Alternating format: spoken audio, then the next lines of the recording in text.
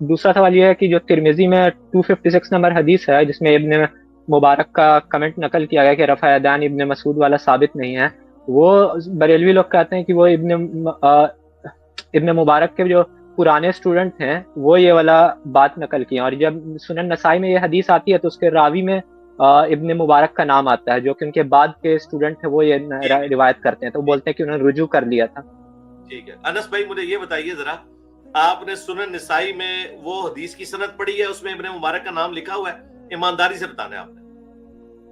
جی اگر میں نے شاید پڑھی ہے، اور ہاں اس میں تھا شاید عبداللہ بن مبارک کا نام تھا۔ ویسے تو آپ پوری وہ چولیں لکھ کے لائے ہوئے ہیں اپنے کاغذ کے اوپر، ابن قیم کی، ابن تیمیہ کی، اور جب حدیث کی باری آ رہی ہے تو شاید کہہ رہے ہیں میں ویٹ کرتا ہوں، میں آپ کو ٹائم دیتا ہوں، سنن نسائی کھولیں، سنن نسائی میں وہ حدیث نکالیں اور مجھے عبداللہ ابن مبارک کا نام بتائیں ذرا اس حدیث میں۔ اس طرح اچھا تو نا اوکے، ایک بغیر منٹ، ٹکٹ کے ساتھ پڑا کریں، نکالیں، میں اوکے ہولڈ کرتا ہوں، ہاں نکالیں۔ Okay sir, okay sir. ہاں جی بتائیں، اس میں عبداللہ جی ابن مبارک ہے کہیں پہ؟ جی نہیں، یہ والے سند میں تو نہیں ملا۔ اور سند کیا، یہی سند ہے نا سنن نسائی کی، نسائی میں ایک جگہ حدیث آئی ہوئی ہے، یہ کوئی 50 جگہ تو نہیں آئی ہوئی۔ جی مل گیا ہے ایک بسم اللہ الرحمن الرحیم۔ سیدنا عبداللہ ابن مسعود رضی اللہ تعالیٰ عنہ کی ترک رفع الیدین والی حدیث پر مرزا جلمی کی طرف سے جو اعتراضات کیے جاتے ہیں، بحمد اللہ تعالیٰ ہم نے دلائل کے ساتھ اس کے جوابات دیے ہیں، اور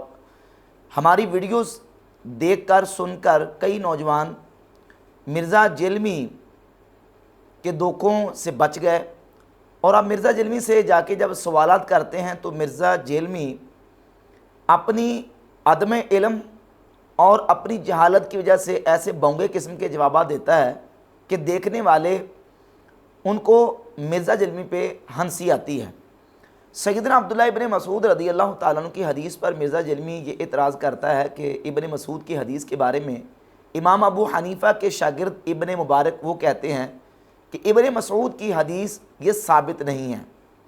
میں نے بحمد اللہ تعالیٰ دلائل کے ساتھ اس کا جواب دیا، اور غالباً میری ویڈیو کو دیکھ کر ہی ایک نوجوان نے مرزا جلمی سے سوال کیا کہ آپ یہ کہتے ہیں کہ ابن مبارک عبداللہ ابن مسعود رضی اللہ تعالیٰ عنہ کی حدیث کو ثابت نہیں مانتے، جبکہ ابن مبارک تو خود عبداللہ ابن مسعود رضی اللہ تعالیٰ عنہ کی حدیث کو روایت کر رہے ہیں، سنن نسائی کے اندر وہ حدیث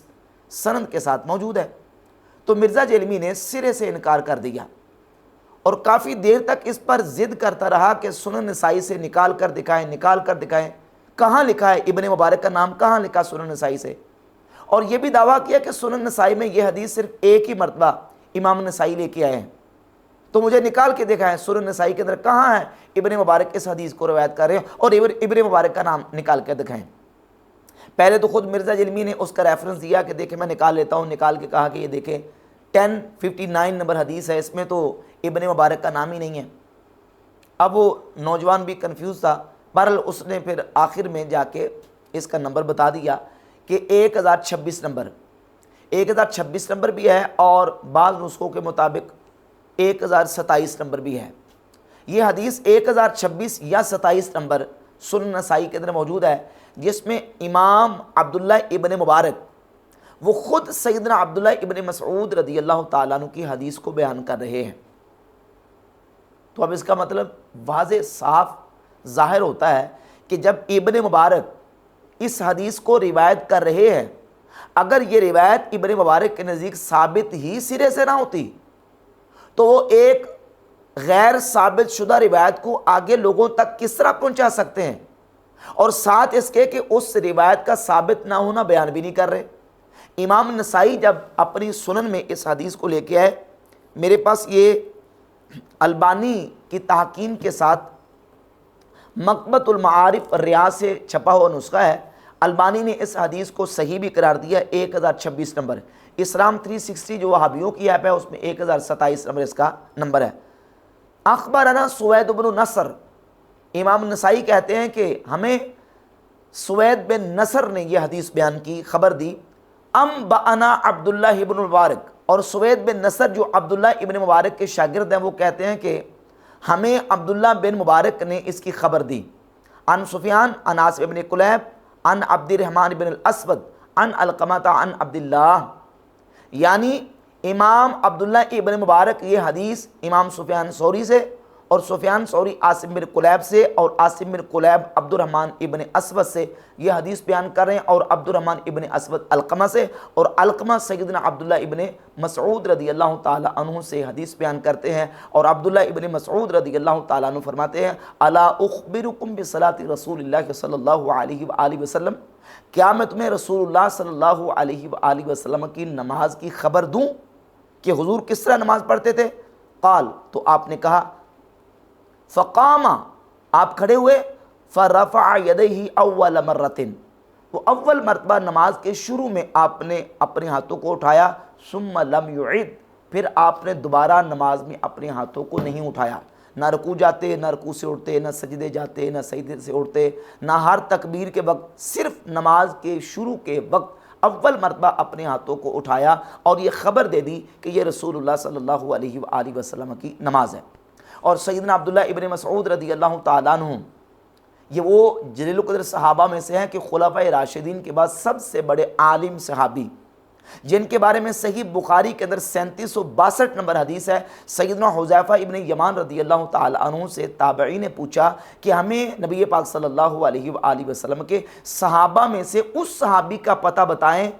تاکہ ہم ان سے دین کا علم سیکھیں جن کا طور طریقہ رسول اللہ صلی اللہ علیہ وآلہ وسلم کے طور طریقے، حضور کی سنت کے بالکل سب سے زیادہ قریب ہو۔ تو حذیفہ ابن یمان رازدار رسول رضی اللہ تعالیٰ عنہ وہ بیان کرتے ہیں کہ جس کو میں جانتا ہوں صحابہ میں سے وہ عبداللہ ابن مسعود رضی اللہ تعالیٰ عنہ۔ یہ عبداللہ ابن مسعود وہ ہیں کہ جن کے بارے میں نبی پاک صلی اللہ علیہ وآلہ وسلم کی صحیح بخاری میں 4999 نمبر حدیث ہے کہ حضور علیہ السلام فرماتے ہیں خذوا القرآن من اربع، میرے 4 صحابہ سے قرآن سیکھو، اور پہلا نام حضور نے عبداللہ بن مسعود کا بیان فرمایا۔ صحیح بخاری کی 5000 نمبر حدیث ہے کہ سیدنا عبداللہ ابن مسعود فرماتے ہیں مجھے اللہ کی قسم ہے کہ صحابہ جانتے ہیں کہ میں سب سے زیادہ قرآن کو جاننے والا ہوں، کیونکہ میں نے 70 سے زیادہ صورتیں رسول اللہ صلی اللہ علیہ وآلہ وسلم کے مبارک منہ سے سیکھی ہوئی ہیں۔ وہ عبداللہ ابن مسعود فرماتے ہیں کہ میں تمہیں رسول اللہ کی نماز کی خبر دوں، اور نماز پڑھ کے دکھائی، اور نماز کے صرف شروع میں رفع الیدین کیا، باقی پوری نماز میں رفع الیدین نہیں کیا۔ یہ عبداللہ ابن مسعود کی حدیث صحیح ہے۔ ناصر الدین البانی نے اس حدیث کو صحیح قرار دیا۔ امام ترمذی جب جامع ترمذی میں یہ حدیث لے کے آئے تو ایک نسخے کے مطابق امام ترمذی نے اس حدیث کو حسن قرار دیا، اور دوسرے نسخہ کے اندر لکھا کہ حسن صحیح، دوسرے نسخہ کے اندر حسن صحیح قرار دیا ہے۔ امام ترمذی بھی خود عبداللہ ابن مسعود رضی اللہ تعالی عنہ کی حدیث کو حسن صحیح قرار دیتے ہیں، اور اس حدیث کو امام عبداللہ ابن مبارک نے خود بیان کیا۔ اب مرزا جلمی یہ ثابت کرتا ہے کہ ابن مبارک جو ہے وہ عبداللہ ابن مسعود رضی اللہ تعالیٰ عنہ کی حدیث کو وہ ثابت نہیں مانتے تھے۔ جب ابن مبارک ثابت ہی نہیں مانتے تھے تو وہ سوید بن نصر کو کیوں بتا رہے ہیں یہ حدیث،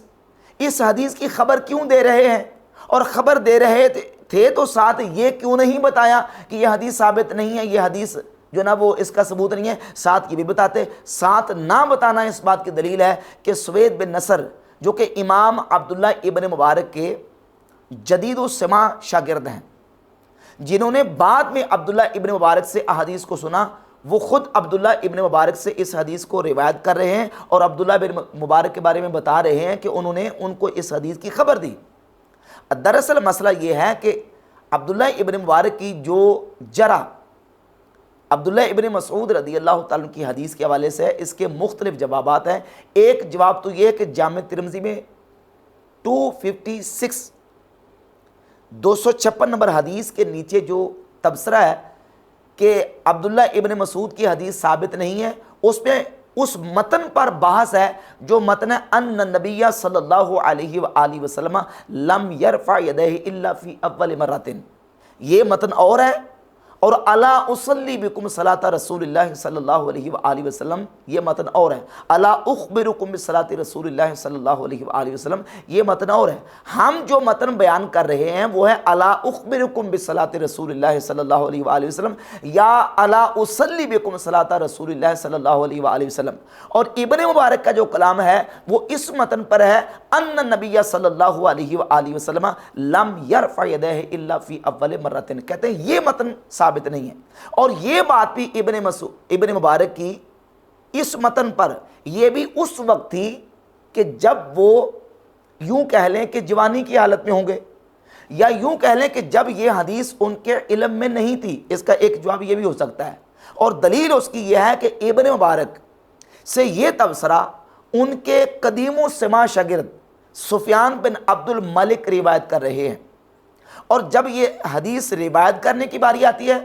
تو ابن مبارک کے شاگرد سوید بن نصر سنن نسائی کے اندر 1026 یا 1027 نمبر جو سند ہے اس کے اندر سوید بن نصر خود ابن مبارک سے عبداللہ ابن مسعود رضی اللہ تعالیٰ عنہ والی حدیث کو بیان کر رہے ہیں۔ جو قدیم و سماع شاگرد، جو پہلے کے شاگرد ہیں، وہ یہ تبصرہ ذکر کرتے ہیں، لیکن جو جدید السماع یعنی نئے شاگرد ہیں، بعد میں 40 45 یا 50 سال کی عمر میں تقریباً، یعنی بعد والی عمر میں جو شاگرد ہیں، وہ عبداللہ ابن مبارک سے اس حدیث کو خود روایت کر رہے ہیں، جو اس بات کی دلیل ہے کہ عبداللہ ابن مبارک نے یا تو ان کا کلمات سے اور اس تبصرہ سے رجوع کر لیا تھا، یا یہ ہے کہ اس وقت ابن مبارک کے علم میں یہ حدیث نہیں تھی، جب ان کو کسی نے روایت کی، حدیث ان کے سامنے آ گئی تو اس حدیث کو خود انہوں نے روایت کیا ہے، جو کہ اس بات کی دلیل ہے کہ سوید بن نصر کہتے ہیں کہ انبأنا عبداللہ ابن مبارک، عبداللہ ابن مبارک نے ہمیں اس حدیث کی خبر دی، ہمیں یہ حدیث بتائی۔ تو یہ بالکل واضح ہے کہ عبداللہ ابن مبارک رحمہ اللہ اس حدیث کو خود روایت کرتے ہیں۔ مرزا جلمی نے اپنی واضح جہالت کا ثبوت دیا، پہلے تو یہ مان ہی نہیں رہا، پہلے تو تسلیم ہی نہیں کر رہا کہ عبداللہ ابن مبارک نے اس حدیث کو روایت کیا ہے۔ وہ بحمد اللہ تعالیٰ سنن نسائی کے اندر موجود ہے کہ روایت کیا ہے، اور ضد پکڑی ہوئی اس لڑکے کو بار بار یہ کہہ رہا ہے کہ نکال کے دکھاؤ، میں تمہیں ٹائم دیتا ہوں، نکال کے دکھاؤ، اور اس نے پھر بعد میں آخر میں نکال کے دکھا دی۔ تو اب مرزا جلمی نے پھر یو ٹرن لیا اور کہتا ہے کہ کسی حدیث کو روایت کرنا اس بات کی دلیل نہیں ہے کہ وہ حدیث ان کے نزدیک صحیح ہو۔ پہلے تو تم مان ہی نہیں رہے تھے کہ عبداللہ ابن مبارک نے اس حدیث کو روایت کیا ہے۔ اس سے واضح ہوتا ہے کہ مرزا جلمی جو ہے وہ حدیث کی سند کے حوالے سے کورا ہے اور نہ بلد اور نہ آشنا ہے، حدیث کی سند کے اندر ان کا نام موجود ہے، اور اب جب ثابت ہو گیا تو اب کہتا ہے کہ اس کا مطلب یہ نہیں کہ وہ اس حدیث کو صحیح بھی سمجھتے تھے۔ بھائی اگر صحیح نہیں سمجھتے تھے، ثابت نہیں مانتے تھے، تو وہ ساتھ یہ کہتے کہ یہ حدیث ثابت نہیں ہے، حالانکہ ایسی کوئی بات انہوں نے نہیں کی۔ اور پھر یہ کہتا ہے کہ امام بخاری نے عبداللہ ابن مبارک اور امام اعظم ابو حنیفہ رحمۃ اللہ تعالیٰ علیہما ان دونوں کا مناظرہ ذکر کیا ہے۔ اچھا، امام بخاری نے ذکر کیا تو اس کی سند بھی ذکر کی ہے؟ سند ذکر نہیں کی۔ امام بخاری سے لے کر امام عبداللہ ابن مبارک تک جو کئی سالوں کا فرق ہے، وہ فرق کس نے بتانا ہے؟ وہ فرق کس نے ختم کرنا ہے؟ وہ سند نے بتانا ہے، سند نے ختم کرنا ہے۔ اور امام بخاری اس واقعہ کی سند ذکر نہیں کرتے، اور جس واقعہ کی سند نہ ہو مرزا جلمی کہتا ہے یہ چھڑولا ہے۔ تو اب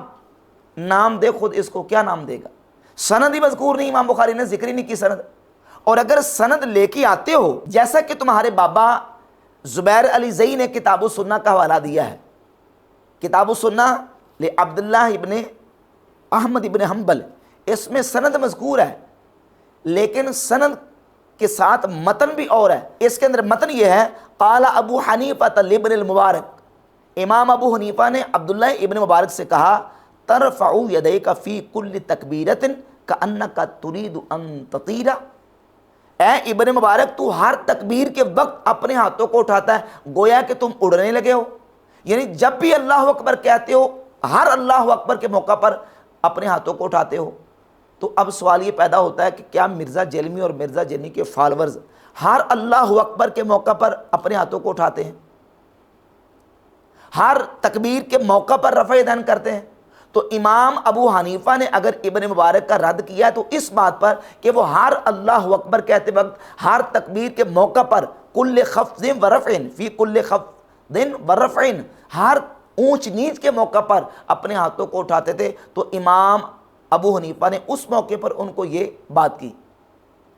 امام بخاری تو سند نہیں لے کے، جہاں سند موجود ہے اس میں یہ ہے کہ ابن مبارک ہر ایسے موقع پر کرتے تھے، تو امام اعظم ابو حنیفہ رحمۃ اللہ علیہ نے ان کا رد کیا۔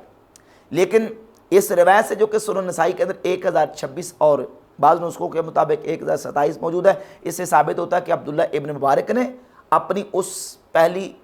جرح اور اپنے اس پہلے تبصرہ سے رجوع کر لیا تھا، اور خود اس بات کی دلیل ہے کہ وہ اس حدیث کو روایت کر رہے ہیں، جو کہ واضح اس پر کرینہ اور ثبوت ہے کہ عبداللہ ابن مبارک اپنے پرانے تبصرے سے رجوع کر چکے تھے۔